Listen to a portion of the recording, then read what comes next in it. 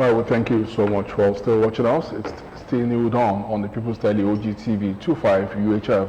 Now we are starting the discussion segment on the program, and we told you when we came in this morning that we'll be looking at a recent survey by the UNICEF, which says Nigerian children are mostly under pressure to succeed. The report says at least 1 out of every 6 Nigerian children is under depression. And so why do we have this, and what are the likely consequences of this survey by UNICEF? We have in the studio with us this morning a health practitioner in so many respects with us in the studio, Mrs. Tonia Shodunke. Good morning, Ms. Shodunke. Good morning. Good morning. Thanks so much for joining us.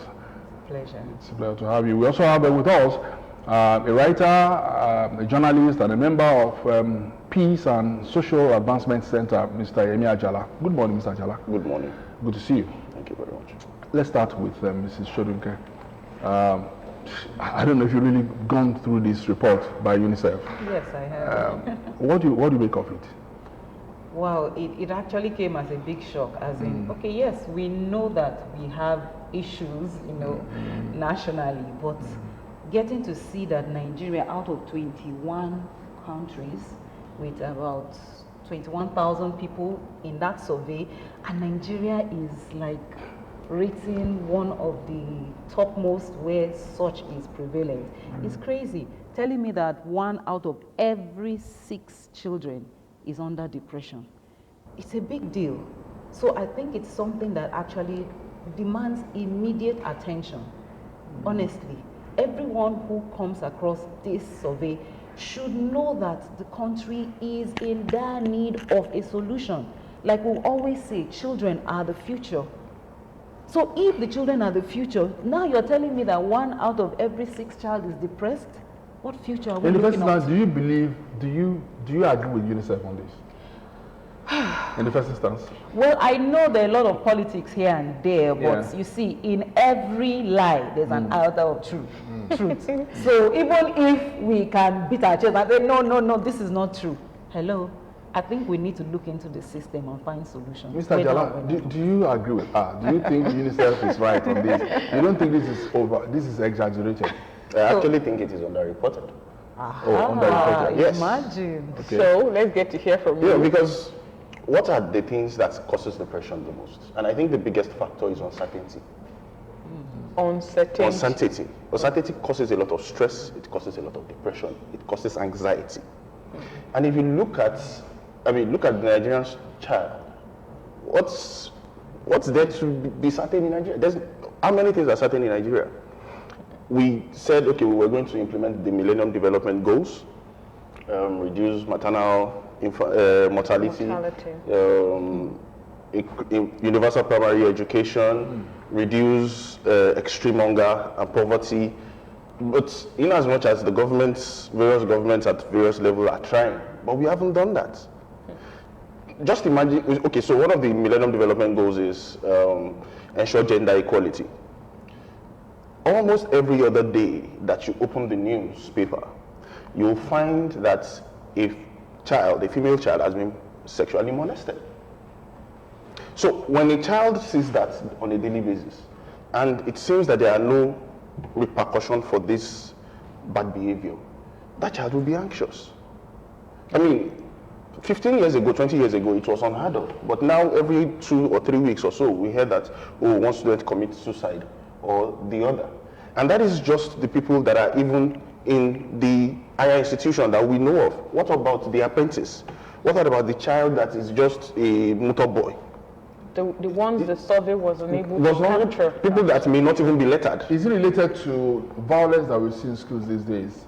A report I got this morning says in Ekpe that a teacher flogged a student yesterday, and the student killed the teacher. Wow. That's the report. Is there a relationship between this? I think there is, because if you also look at reports from NDLEA, they say that, look, there is increased use of narcotics by our youths. that is what you get when they are trying to cope with their depression. But there is always side effects to taking that, which is extreme and aggressive behavior. Like the student that beat up his lecturer in Unilorin. That was in the news last week. So I actually think it is underreported. We are sitting on a time bomb, on a keg of gunpowder, and we need concerted efforts at all levels to ensure that this thing is addressed in a timely manner. So when we have, leaders all across, and of course a lot of people have also said the parents have responsibilities. It's not just going to be government that will do everything for us.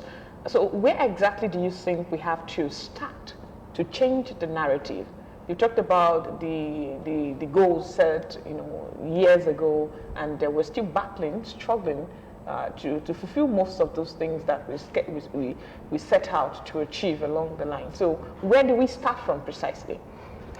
There is no one silver bullet. There's no one magic thing that will do that will reverse this trend.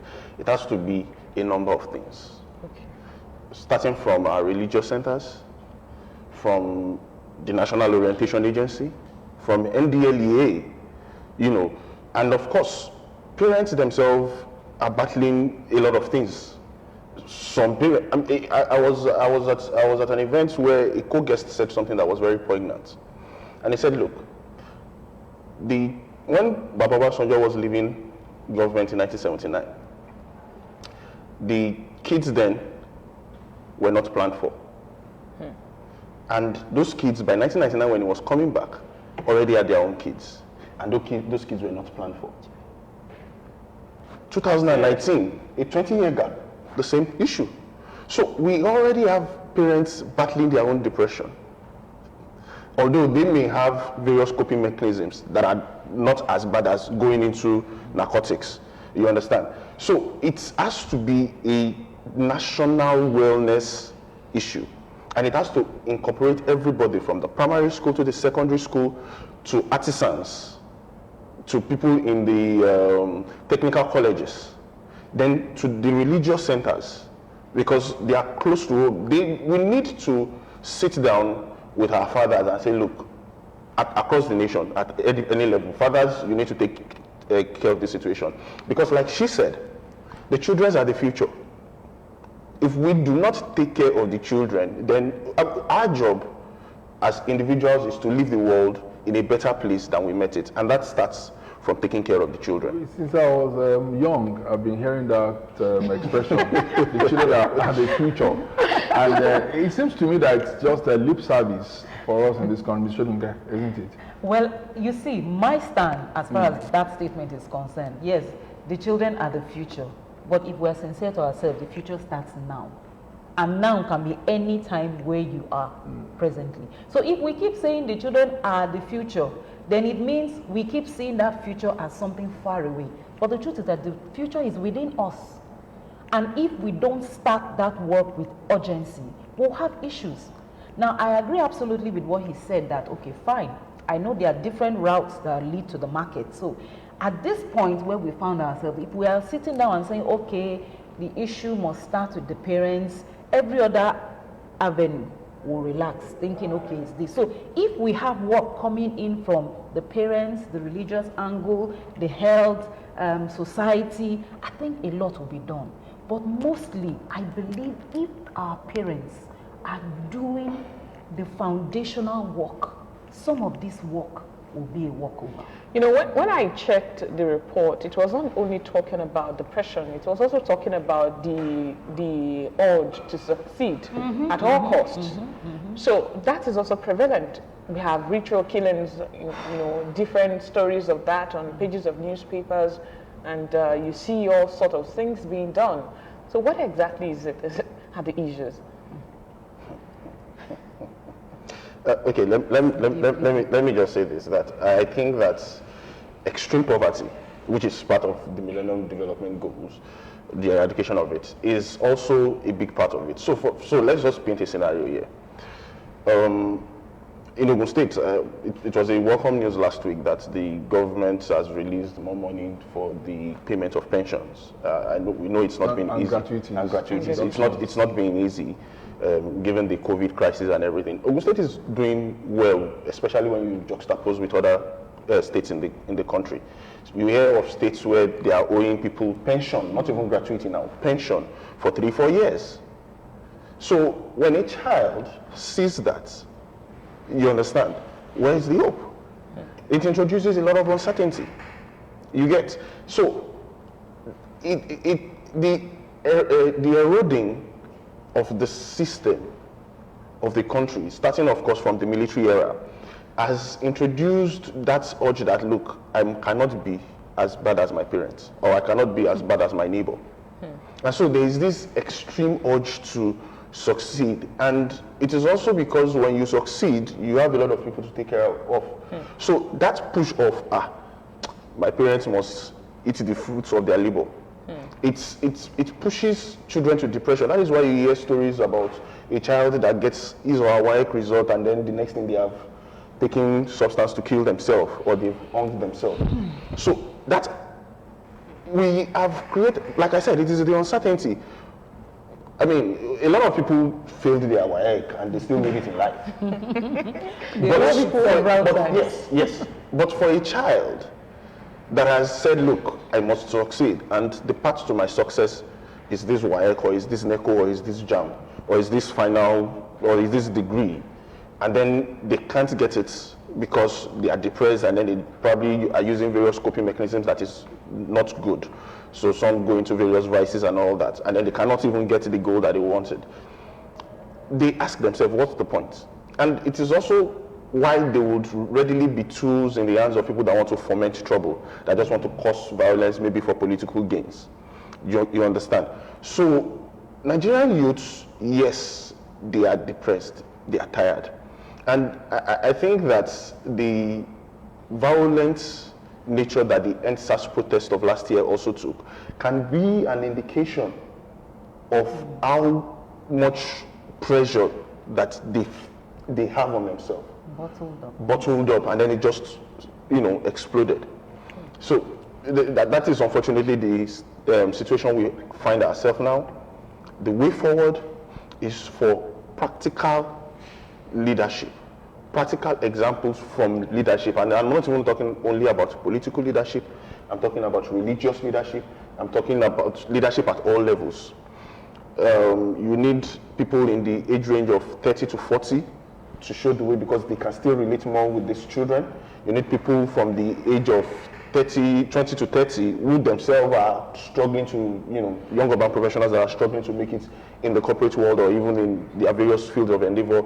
You need them to tell these children continually that, look, everything is going to work out. Okay, Mrs. Shodunke, talking about painting a better future, for the youth or for the children of Nigeria, so that we can get off that list, becoming the first globally. Parents, some will say that, like he was talking about those that have not even gotten their pensions, and then the pressure is also on the children.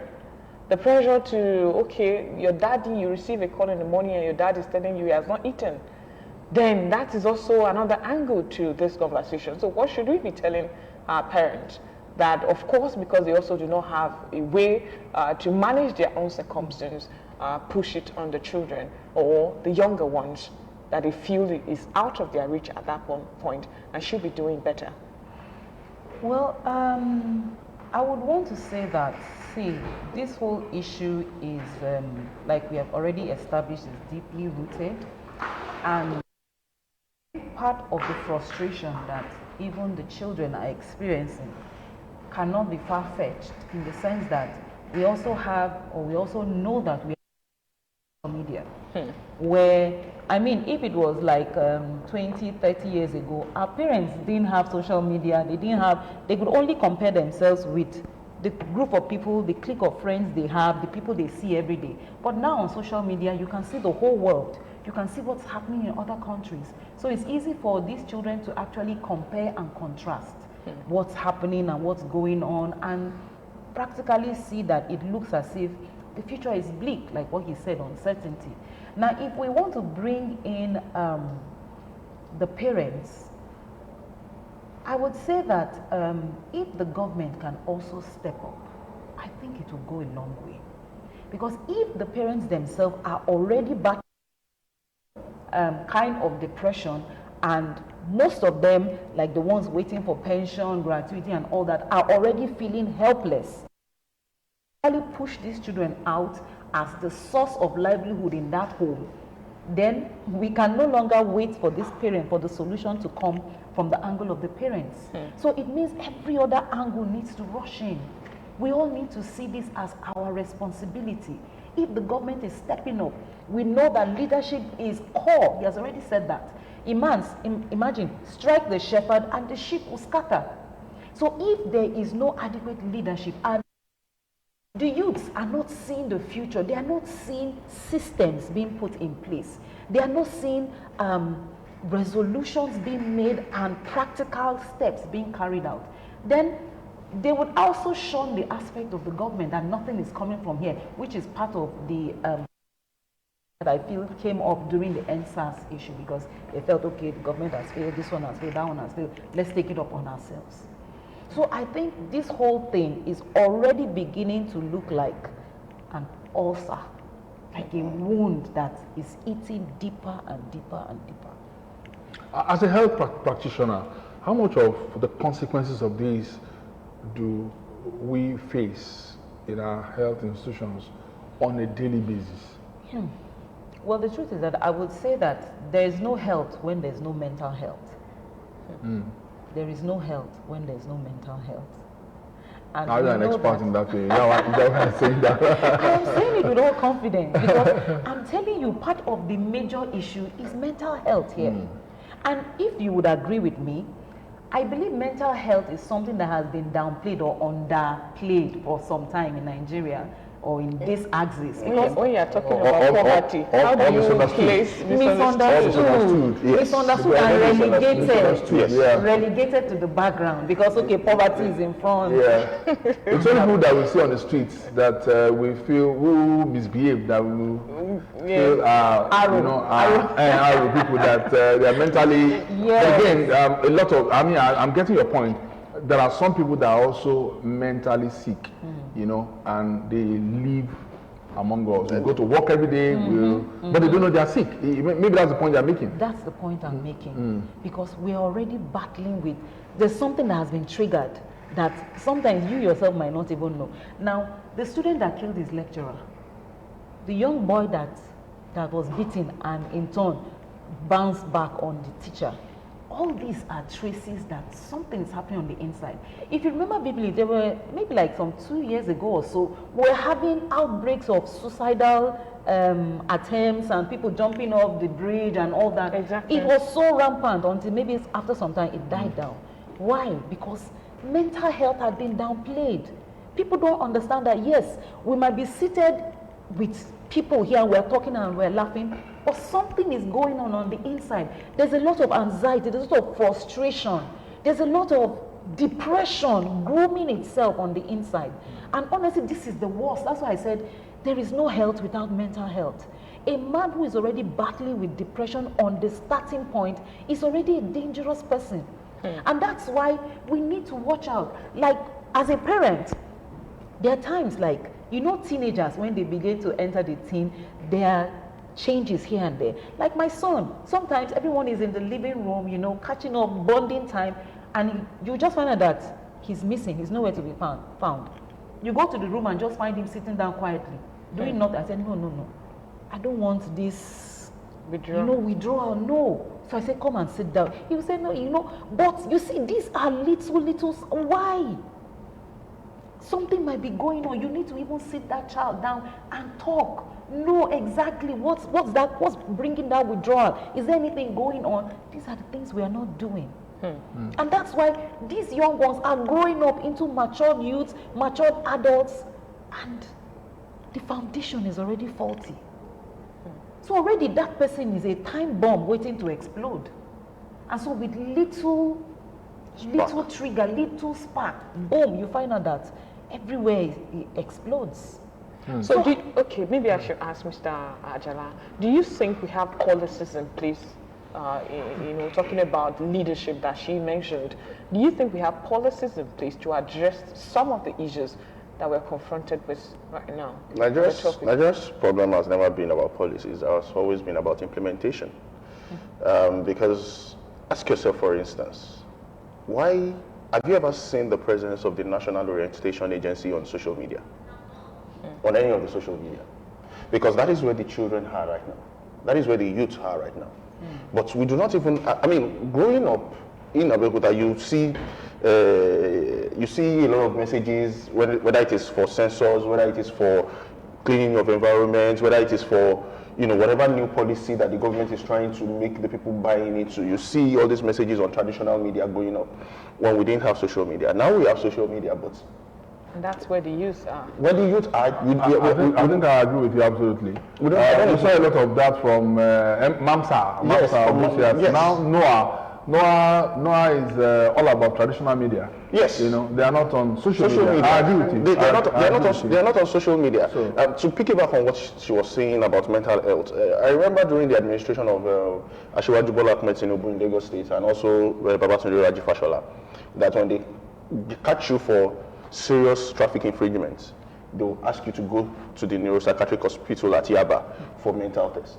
Because, like she said, mental health is relegated in Nigeria, but it is very key and germane to, nobody that is in their right frame of mind will say they want to become bandits or join the Boko Haram or even the spate of unknown gunmen that we had in the southeast. But we have that. And it started from somewhere. And so if we take mental health seriously in this country, and there is serious mental health policy that we have, starting from the days of Baba Adebo, although they did a fantastic policy, it is still the government policy, but is it being implemented enough? That is the question. And so that is why the political leadership also has a major role to play. The willingness to do the right thing. Because if we don't, all of us, whether you are rich, whether you are poor, whether you are middle class, we are going to suffer for it if we don't address this. Well, part of the report by UNICEF is that Nigerian children and young people are always striving to achieve things that ordinarily they should achieve in 10 years within 2, 3, 4, 5 years. Isn't that also a reflection of what they see, Mr. Shodunke, in the society? Do we really have positive role models anymore in this society? Yeah, short of words. We actually do, but the youths also need to be able to identify with you before they can follow you. It's one thing, like he said something like we need people in leadership, maybe 30, 40, so that they are closer, so that these youths, these ones that are coming up, can relate easily with them. But we do have them. I mean, we have a whole lot of loads of commissioners, people in the National Assembly that are within that space, 30, 40. And yet they are not relating with. Yeah, is there a connection? There's no that's what I'm saying. That's what I'm saying. So I don't think that's something that is straightforward.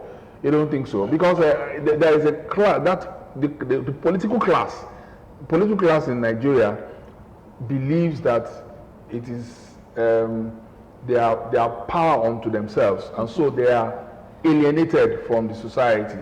So maybe that's why that nexus, that gap, but that nexus is not there. Maybe that's why we have that gap, between children growing up and those in public offices. True. And I believe if these role models that we know we have, will actually take on to social media, they will connect more.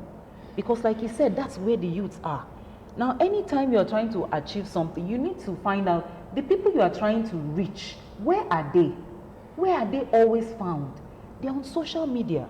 So if you ask me, we really need to step up our game. Okay, talking about role models. So some said, when I'm also familiar with what happens on social media, and because you are a public figure, or probably you have a position, and you get to see people, instead of them engaging as to the processes, and what you're talking about is dropping their account number, and of course not engaging critically with those people. You know, that's also some of the people that I have interviewed, and they've also talked about that side of it. They want to give something more than giving you money. They don't even feel they're not supposed to be giving you money. It depends on how critical your case is before they can start to say, let's support with finances and all that. So shaping the mind of, or the minds of the younger ones towards getting what they truly need is another issue I want you to comment on. How do we do that? I think we need to put in place several youth development programs. You can never have enough. If we keep having them in their numbers and keep finding ways to, you know, build traffic and get the youths to actually attend, I believe it will go a long way.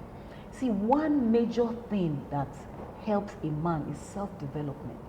If you find a man who has been working on himself consistently, it is hard for him to be dissuaded by just every and anything, because that man knows where he's going to.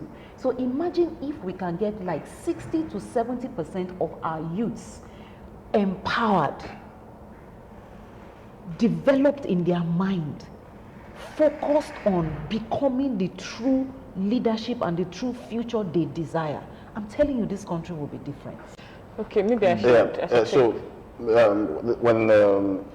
when I was asking the question, the thing that came to my mind was this song that is raining right now. Extraordinary things I'm doing. Ordinary things, no, they move me again. And that to me is like a statement of intent for the generation.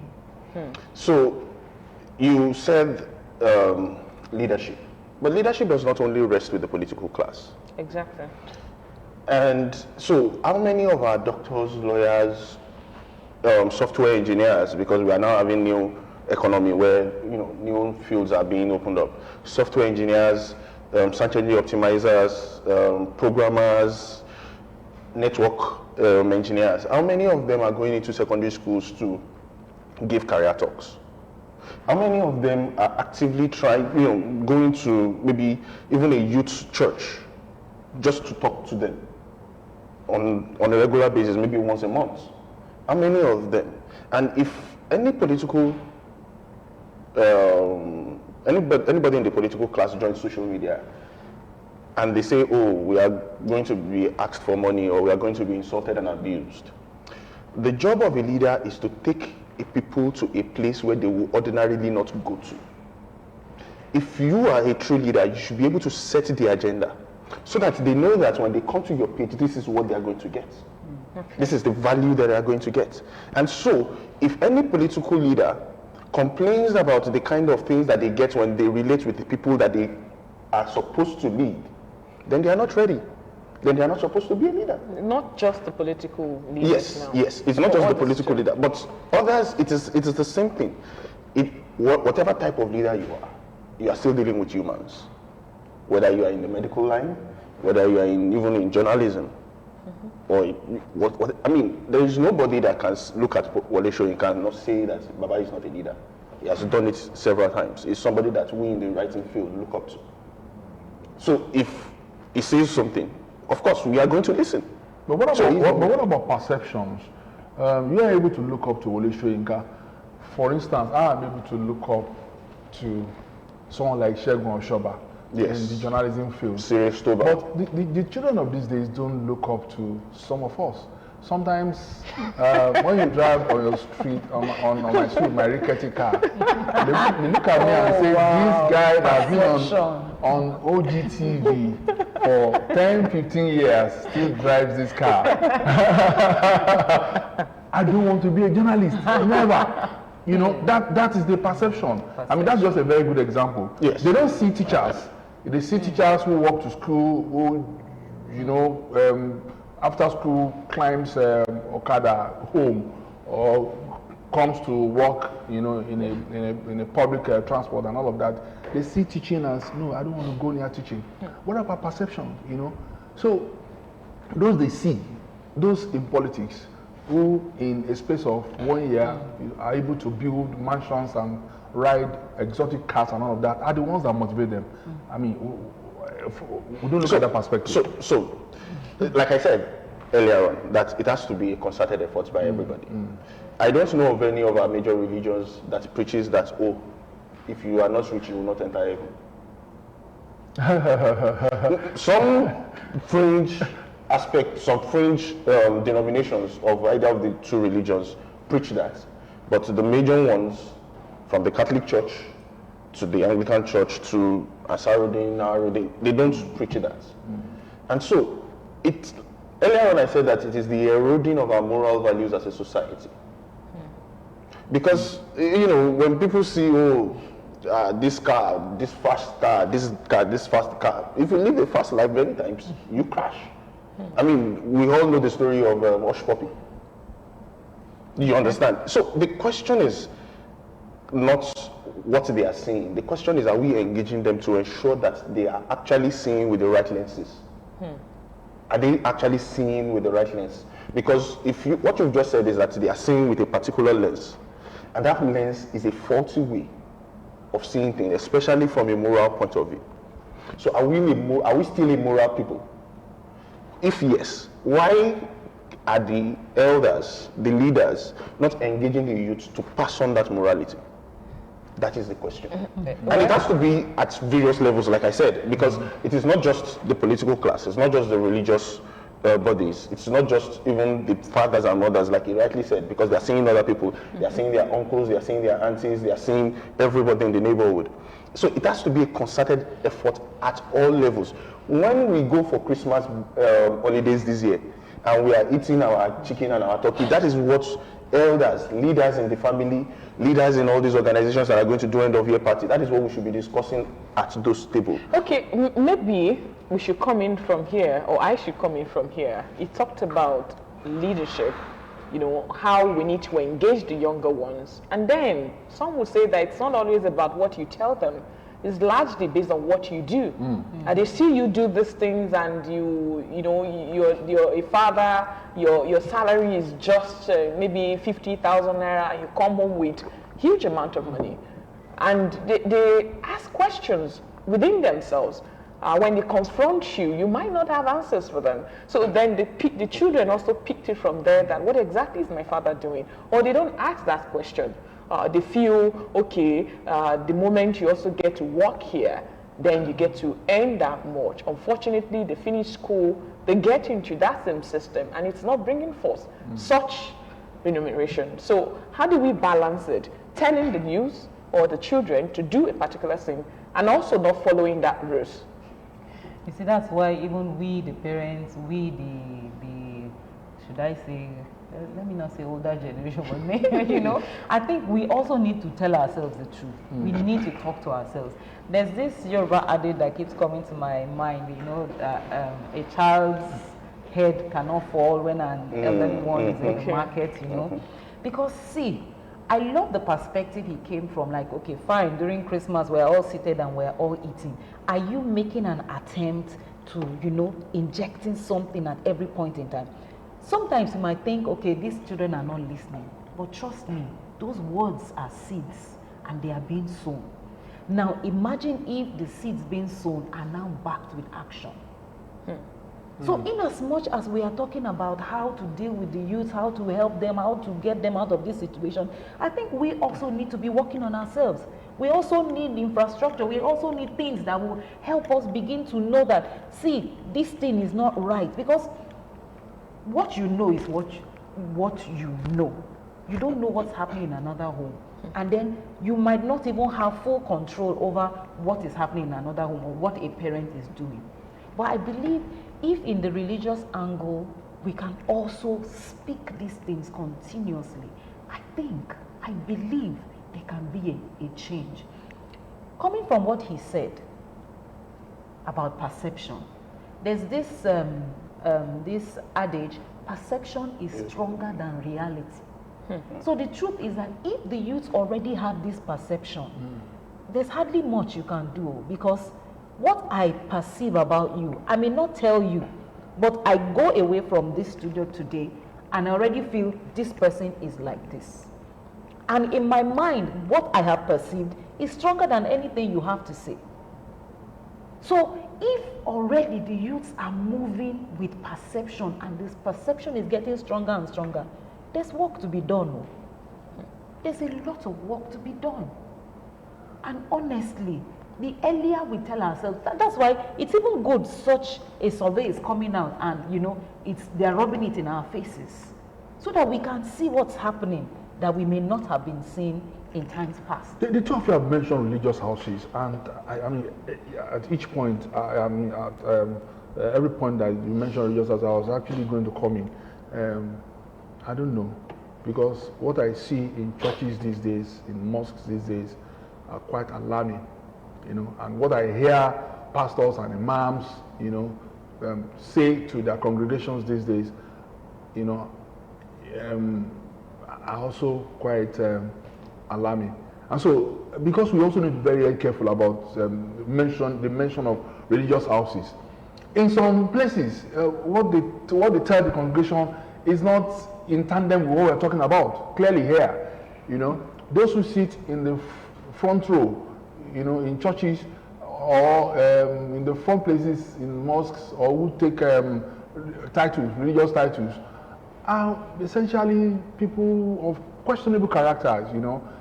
That is the reality, and so sometimes too, it's really confounding when we talk about religious houses. Sometimes they don't make any difference, do they? Yes, it all comes down to the leadership that we are talking about, because the religious bodies have their own leadership that are supposed to enforce and ensure that there is a high moral. I mean, a religious house is essentially a moral authority. That is their job, morality. And so, he who comes to equity must come with clean hands. And in the 21st century, where we have social media, you must not just be preaching morality, you must also appear to be moral yourself. And there's no place to hide anymore. Somebody will film you if you are preaching morality on the pulpit, and then you are doing something. Somebody will record you with their mobile phone. You understand? It all falls. A nation rises and falls on leadership. But it's not just leadership of one person, or just, okay, we have 36 governors. It's not just that. It is leadership at all levels. At all levels. The homes. The homes. So, for instance, growing up in this city of Abeokuta, almost every house, when they wake up in the morning, they gather around and they pray. Or I don't know anybody that still does that. So, I mean, we were woken up at 5:30 every single day, even on Sundays when we were going to church, that we will pray. But now we must have grown up when we were using face me and face you. I